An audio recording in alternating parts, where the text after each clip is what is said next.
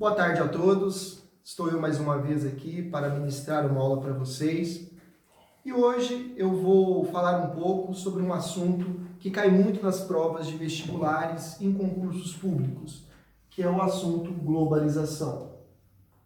Bom, existem diversas interpretações do que é globalização. Eu trago uma aqui que ela é bastante abrangente, porque ela não enfoca somente os aspectos econômicos, mas também os sociais, os culturais e os políticos. De uma maneira assim bem simplificada, a globalização é o processo de mundialização ou internacionalização da economia mundial. Os seus principais agentes são as empresas transnacionais, que também são denominadas de multinacionais. Essas empresas têm uma característica marcante. As sedes delas estão localizadas nos países desenvolvidos, geralmente, e elas atuam muito fortemente nos países em desenvolvimento, principalmente com as suas unidades fabris. Vamos pegar, por exemplo, a Nike. A Nike é uma empresa dos Estados Unidos, só que ela possui muitas fábricas na Ásia, no Vietnã, na China e assim sucessivamente. Pois na Ásia a mão de obra é mais barata, os impostos são reduzidos e existe um grande mercado consumidor. Então essa é uma característica marcante das empresas transnacionais. Além do aspecto econômico, nós podemos destacar também os aspectos sociais e culturais. Observa-se hoje um processo grande de homogeneização das culturas mundiais. Então a cultura local, ela vem sendo dissolvida, transformada numa cultura internacional, numa cultura globalizada. Nós aqui no interior de São Paulo, nós estamos numa área de domínio da cultura caipira.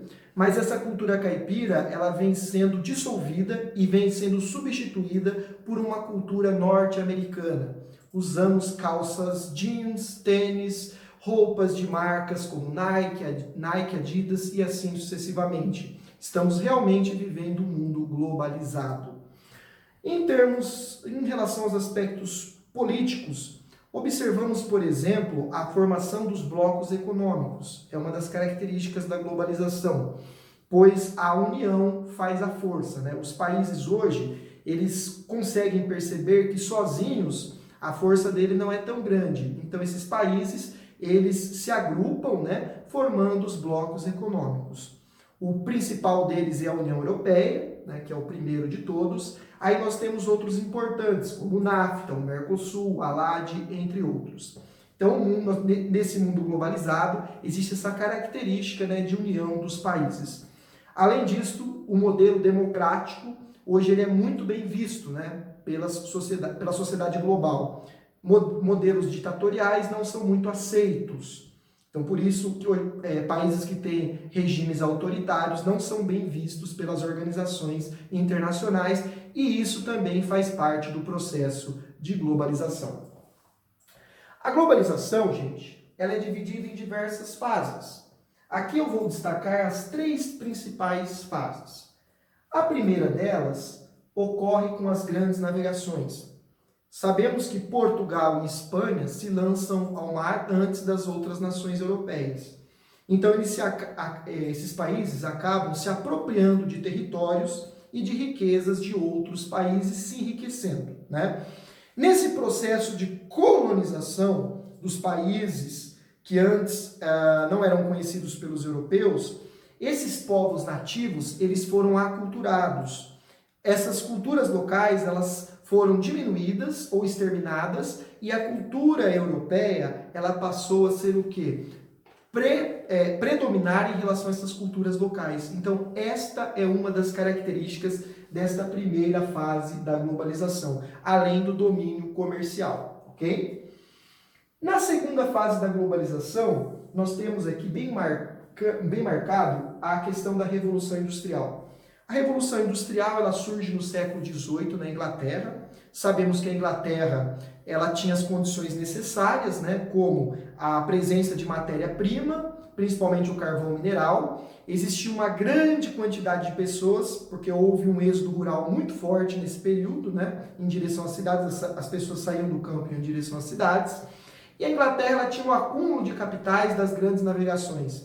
Esse capital ele foi fundamental para desenvolver a indústria em seu território, ok?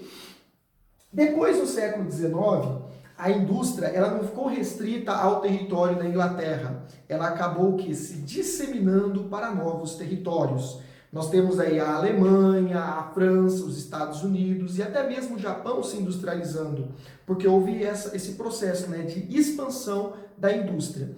Os primeiros países que se industrializaram, hoje, eles são mais poderosos do que aqueles que se industrializaram posteriormente, que é o caso do Brasil. Ok? Uma das características marcantes das revoluções industriais, que é a segunda fase da globalização, é que nós tivemos o advento, né, do transporte de trens, da invenção da máquina a vapor, principalmente. Então, através da máquina a vapor, as distâncias, né, entre os locais, digamos assim, não as distâncias propriamente ditas, mas o tempo, né, de circulação de um ponto A para um ponto B, ele diminuiu, porque com o advento da tecnologia e dos transportes, a velocidade dessas conexões, ela aumentou. Então é uma questão muito importante da segunda revolução industrial. Na terceira fase da globalização, que ocorre pós-Segunda Guerra Mundial, nós temos o advento das novas tecnologias, que no caso são o satélite, o computador, a internet e posteriormente o celular. Essas novas tecnologias elas revolucionaram a forma como o ser humano se relaciona com o espaço geográfico. Primeiro, que a velocidade de comunicação aumentou drasticamente. Se eu hoje estou aqui no Brasil e mando uma mensagem para a China, é quase instantânea. Eu pego meu aparelho celular, eu envio uma mensagem e o chinês ele recebe ela instantaneamente, ok? Isso mostra que a globalização ela acelerou os meios de comunicação. A comunicação hoje ela é mais fluida, ela é mais dinâmica, tá? É uma das grandes características da globalização. O transporte aéreo em larga escala, os navios que circulam a velocidade muito grande e assim sucessivamente. Então, todas essas são características do atual quadro da globalização. Para alguns autores, a globalização ela não termina nessa terceira fase, ela vai além disso, né? Sabemos que a Guerra Fria ela terminou no ano de 1991, ela vai de 1945 a 1991. Após 1991, ao invés de nós termos duas potências mundiais brigando pela hegemonia, nós temos uma ordem multipolar, vai surgindo outras potências. Então nós temos hoje os Estados Unidos como uma grande potência econômica, nós temos uma China que é poderosíssima por conta do seu desenvolvimento tecnológico e científico. Nós temos uma União Europeia que, unida com os países juntos, com a união dos países, também é poderosíssima, não apenas do ponto de vista econômico, mas social e político. E nós temos outras nações, como a Índia, como o México, entre outras, que estão cada vez mais se desenvolvendo e podem um dia almejar, né, esta hegemonia mundial. Ok?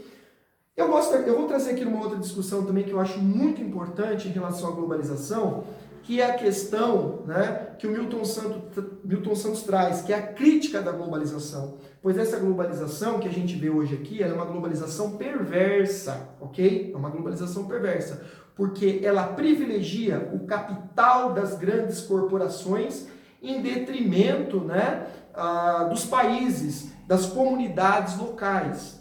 Veja bem, hoje nós estamos no Brasil e nós estamos acompanhando um processo com essa política liberal de privatização das empresas nacionais. O povo ele está sendo castigado, pois ele não tem acesso a esses recursos. Esses recursos que são explorados no Brasil, boa parte do dinheiro deles vai para os países desenvolvidos. E eles são explorados aqui em território nacional. Então há uma falsa hegemonia. Os países desenvolvidos que detêm a maior parte das sedes das transnacionais, eles exploram os recursos daqui e enviam esses recursos para os países onde estão as sedes das grandes multinacionais ou transnacionais, aí no que você preferir denominá-las.